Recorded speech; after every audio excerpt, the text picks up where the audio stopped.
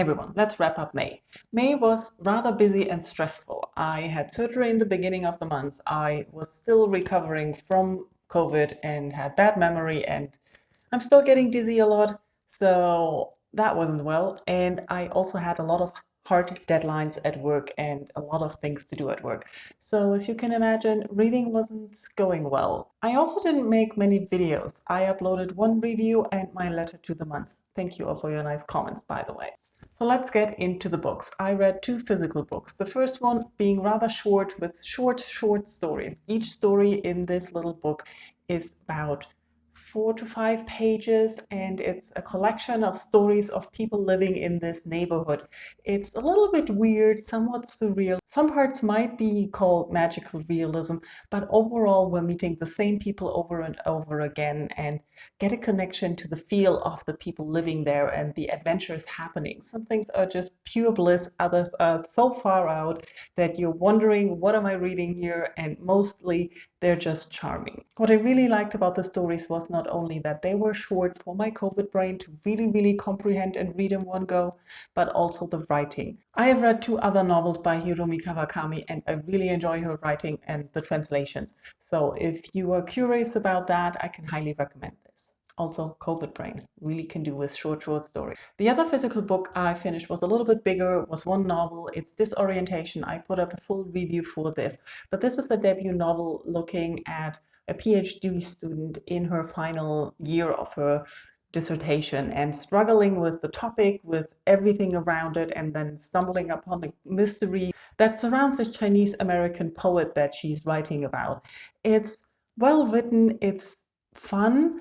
I always want to say it's very woke ticking of boxes, but it's discouraging everyone to read it, and I don't want to discourage people. It uses stereotype characters, but the characters are fulfilling a purpose, and it doesn't matter that they're stereotyped. There are so many things that feel crafted and constructed, but overall the book is a fun and entertaining read that really makes you think, and it feels a little bit educational, but I am not sure if it just feels like that to me. I highly enjoyed it. I highly recommend it. I think, I don't know. I enjoyed it, but you know me. I enjoy funny things lately. That was not selling the book well.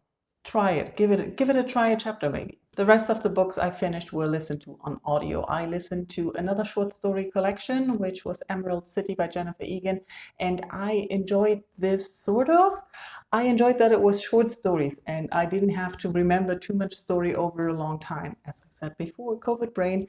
But what I noticed that I enjoyed the writing, I enjoyed the characters and the stories while I was listening to them, but I couldn't give you any detail about the stories. There was a common thread of relationships and life-changing moments in the characters' lives, but overall it was just mundane life things, and I enjoyed it. The last 2 books were non-fiction books. Toxic Positivity addresses the idea or the idealization of being positive in our current society and general feeling that you cannot say anything negative, you need to concentrate and focus on the positive, and you're not allowed to complain. This book really sounded back to things I believe in anyway. I've been struggling with being called negative in ways where I think, how do you find out what's wrong when you don't complain? And I also noticed that the people in my environment who most thought positive thinking is a good thing were those that were basically very pessimistic and struggling with positive thinking in the first place. So I'm not like that, honestly. I'm a delusional optimist most of the time. What I really liked about this book was how we're confronted with all this positivity in social media, in general, in our environment, and how society shows us how to deal with complaints or things people say. I really enjoyed the many examples that the book gave to varying situations where people might say something negative, where you were tempted to say something that is not helpful. And I can't say I haven't said any of those things before, but it was really interesting diving into that topic, and I think I need to pick up this book again when I am much better in remembering the details, because as you can notice, I don't remember many details. When the Body Says No is the last book I finished that was also nonfiction and wasn't exactly what I thought I would get. Like I said before, I'm still recovering from COVID and from a surgery. It was a minor surgery, everything is fine, but I'm still recovering because it's surgery after all. And my body is basically complaining that it doesn't want to do anything while I want to do a lot of things. So I thought this book was maybe talking a little bit more about the body signs and how to interpret what the body tells you. But it wasn't. I should have probably checked the synopsis better. The book is partly interesting, partly not helpful. What I thought was interesting, that it was looking at a lot of cases of chronic illnesses, severe illnesses, and the people's lives in general, and how that might have an effect on the diseases or on the outbreaks of the diseases. So we're talking cancer and things like that, not a minor cold. What I took away from the book is that suppressed anger is really unhealthy. So I'm good about that. I don't have suppressed anger. I have a notion of exploding into people's faces a lot. So that's not a good thing, I guess, from reading the book.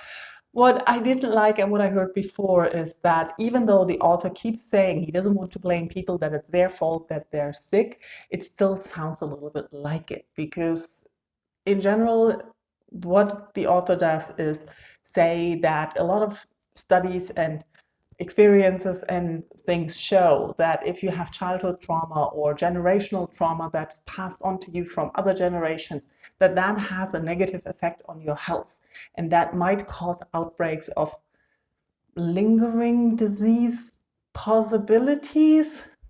That's probably the wrong way to say it. There are a lot of good examples of what he means, but I don't know if you're in a situation where you have contracted a horrible, deadly disease or something that's really having a big effect on your life, and then on top of that, you hear that the disease might have broken out or that you have a flare-up or whatever because you have suppressed anger or because of a situation that happened in your childhood.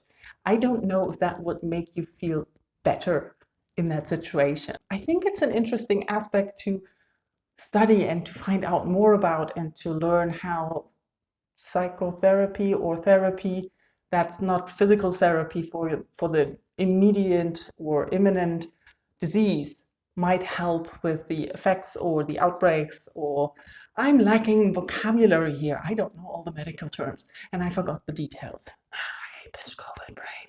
Anyways, overall, I thought this book was interesting, but I would recommend that you go into it with caution and maybe a little bit more research than I did, because it was only interesting because it was horror stories of other people and the outcome was suppressed anger is bad and therapy helps.